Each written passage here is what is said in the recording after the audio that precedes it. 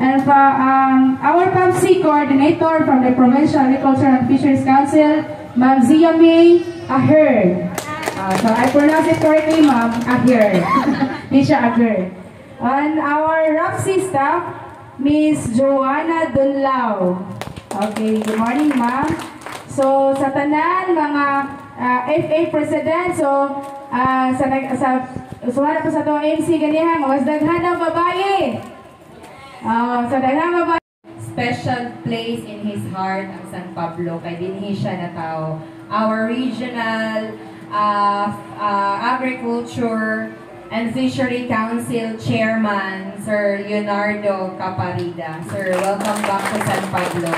And of course, sa iyahang mga kauban. Ma'am and sir, dili na muna ako tagsa-tagsahon.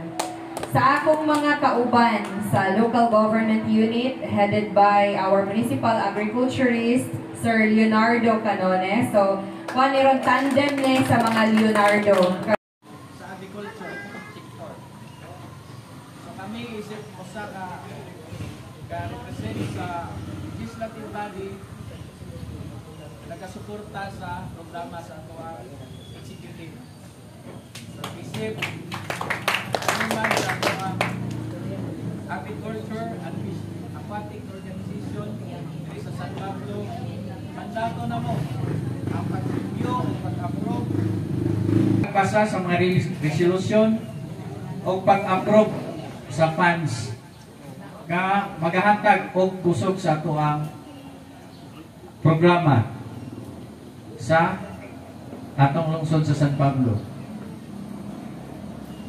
Kami usab magmugna og balaod nun aron pag-protektar sa atuang ukan mga pamilyar sa ko because even in I am in Manila, sa asa ni basta kay pag San Pablo taukan na siya. So ang atong SB member nga ato apong Committee on Agriculture si Honorable Greg D. Binag usab atong usa ka SB member nga si Yap mga paisano ni.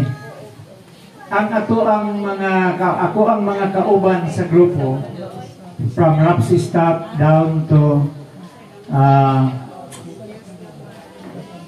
wala diri ato ang plan